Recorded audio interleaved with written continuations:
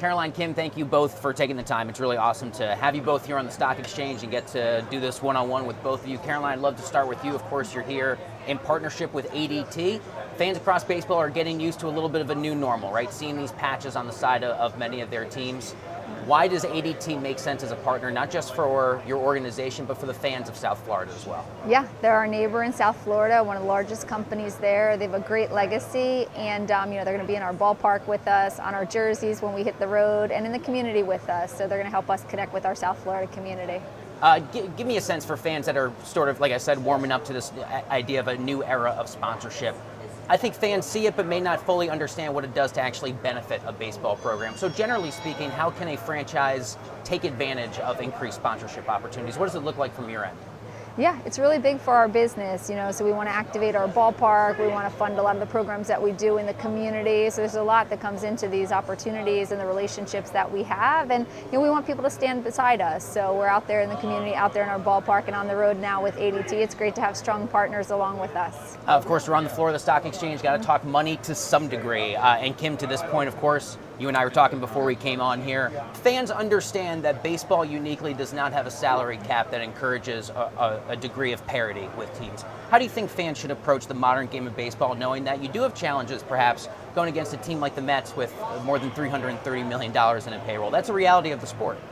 Yeah, this is a little bit of a David and Goliath type of situation, but nonetheless, I think it involves us being smart, making smart decisions, whether it's trades, whether it's free agent acquisitions. Hopefully we have our farm system in shape, ready to go, and funneling players through.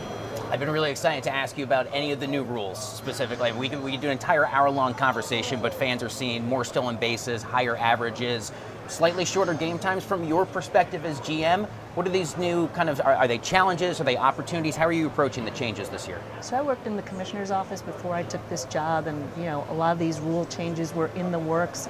Pace of game, time of game, I think has worked great. We're still seeing some violations coming out of spring training, but not many. I think the adjustment period was fairly quick, so I think the players like it, the staffs like it. In terms of shifts and bigger bases, I think our team in particular over the long haul is going to like it. We've got some speed on our club between Jazz Chisholm, Joey Wendell. We have the National League stolen base champ and John Birdie, so we're pretty excited about it. Are you willing to share anything? Were there growing pains for players, especially in terms of hey, these pitch clock violations are not something over the course of their entire careers they've had to deal with, and it's a new normal for them when they get out there? Yeah, absolutely. There were definitely growing pains, but we got through it in spring training. We did see a good number of violations, but I think overall, and we saw this in the minor leagues, many of these things were tested in the minor leagues, that once, you get through the initial transition period, everyone really, really enjoyed it. Caroline, to the point of business here, shorter game times means quite literally you got fans there at your ballpark, in your case, Lone Depot Park, for a shorter amount of time. Are you approaching that as a potential headwind that now you and others across the league in your position now have to face? Yeah, we had a game the other day that was an hour and 57 minutes. So for me, it means, kids can come out to a weeknight baseball game and be home in bed for school the next day. So I think that's a great side of it. But yeah, we are hearing fans saying that they want to get their food and drinks earlier in the game because it does start to pick up and you don't want to miss a minute of it. So. Absolutely. Final question for you both. Is there a new rule in baseball that do you have a favorite and do you have a least favorite, if you're willing to share? Anything that jumps out to you in terms of this new normal for your club? I personally like the bigger bags. You do like them? I do. And like I said, I do think it's going to help our club. I like the pitch clock. It's another level of fun and to watch in the game.